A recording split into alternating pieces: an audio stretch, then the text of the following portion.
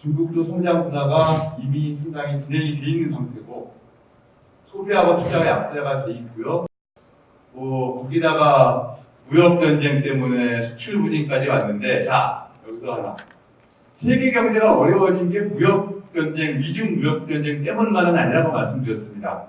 지금 중국이 수출이 부진한데, 한국도 수출이 부진한데, 이게 결국은 미중 무역 전쟁 이전에 세계 경제가 말씀드렸다시피 작년 초부터 하락 추세를 접어들었다는 것을 의미한다고 볼 수가 있고, 어차피 중국이 세계 최대의 수출국이기 때문에 세계 경제가 나쁘면 중국은 사실 도망갈 데가 없지 않습니까? 중국 물건 없는 데가 없잖아요, 전 세계적으로. 그래서 세계 경제가 어려우면서 중국도 어렵고, 거기다 중국 내수도 어렵고, 그래서 사실은 중국이 아마 성장률을 맨날 그대로 봤지만 사실 전 세계적으로 봤을 때 가장 어려운 경제는 지금 중국이라고 보시면 됩니다. 물론 중국이 아무것도 안 하는 거 아니에요. 뭐 금리 인하도 하고 여러 가지 하는데, 문제는 중국이 돈을 마음대로 풀 수가 없거든요. 이미 2005년, 6년에 15년, 16년에 외환위기 얘기가 나왔다가 들어가긴 했는데, 중국의 그 빚 문제, 부채 문제는 해결이 안 난 상태이기 때문에 지난 6월 달에도 바오시아 은행이라고 조그마한 그 은행을 국유화를 했는데, 그러면서 문제는 요 은행 간 돈 꾸는 거, 이쪽은 정부에서, 중국 정부에서 안 내줬어요. 은행인데 은행이 빚을 못 갚는 소위 디폴트 사태가 난 거거든요. 이게 뭘 의미하냐?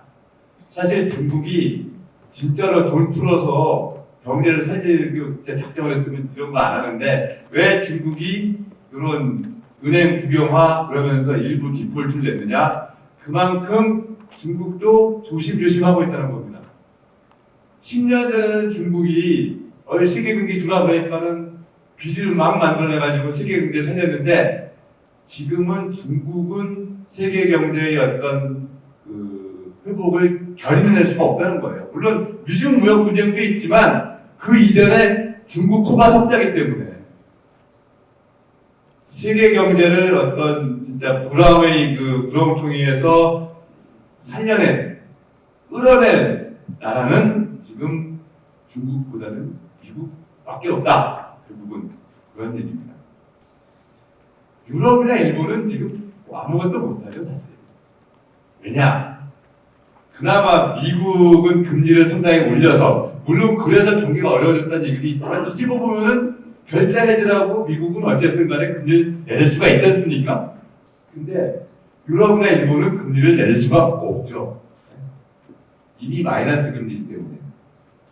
유럽 경제가 좋아진다고 얘기는 하는데, 문제는 아무리 그래도 금융시장이 안 믿습니다. 지금 독일 10년짜리 부채 금리가 몇 %인지 아십니까? 마이너스 0.4%예요. 이제 저희 은행이 소속한 프랑스의 10년짜리 금리도 마이너스를 접어들었습니다. 독일 금리가, 프랑스 금리가 일본보다도 낮아요, 지금. 일본은 정부에서 제로로 세팅을 해놔가지고 지금 일본은 10년짜리 금리가 0이거든요. 근데 말씀드렸다시피 프랑스는 마이너스 0.1, 독일은 마이너스 0.3입니다. 지금 유럽 사람들이 어떤 기조가 우리도 일본처럼 될 것 같다는 거예요. 그래서 IMF의 그 라가르드를 ECB 총재로 왜 가게 했느냐? 전통적인 중앙은행 가지고는 안 되겠다는 거예요. 뭔가 특단의 조치가 필요한데, 그렇기 때문에 아무래도 경제학자들은 머리가 좀 굳어서 특단의 조치를 못할 것 같기 때문에 조금 경제학의 그 도구마에서 자유로운 로열을 앉히자. 그래서 라가르드가 총재로 보는데, 뭔 얘기냐? 아마도 ECB도 조만간 또 뭔가를 하는데 금리는 움직일 수가 없고 또 QE를 하겠죠. 그다음에 일본이 사실 좀 고민입니다. 전 세계적으로 좀 푼다고 그러는데, 일본은 전 세계가 지금 일본을 따라가고 있는데요. 그럼 일본은 왜 따라와? 할 게 없어요, 사실 일본이. 지난 5년 동안 돈을 왕창 풀었는데 더 이상 할 게 없거든요. 지금 일본이 걱정하는 게 뭐냐? 엔화 강세입니다. 아베노믹스의 본질은 결국은 엔화 약세였거든요. 달러엔한테 90, 80까지 갔다가 아베가 총리가 되면서 일본은행을 뒤에서 떠밀어가지고 돈을 왕창 풀기 위해서 달러엔이 115, 120까지 갔었죠. 아베노믹스 성공했다고 그러는데 그 성공이 8, 90%는 그냥 엔화 약세예요. 근데 문제는 지금 미국을 필두로 전 세계가 돈 푼다고 그러는데 일본은 더 이상 풀 돈이 없어요. 왜냐 지금 이미 풀로 풀고 있기 때문에. 그래서 지금 한일 간에 또 분쟁이 우려가 되고 있는데 왜 일본 그 니혼 게이자이나 그래서 왜 우려하느냐? 지금 일본이 보기에 그게 불안한 거거든요. 거의 다 우리같이 하겠다고 똑같이 하겠다고 돈 풀고 그러고 있는데 다 돈 풀어버리면은 일본은 풀 돈이 없기 때문에 엔화가 강세가 될 수가 있거든요.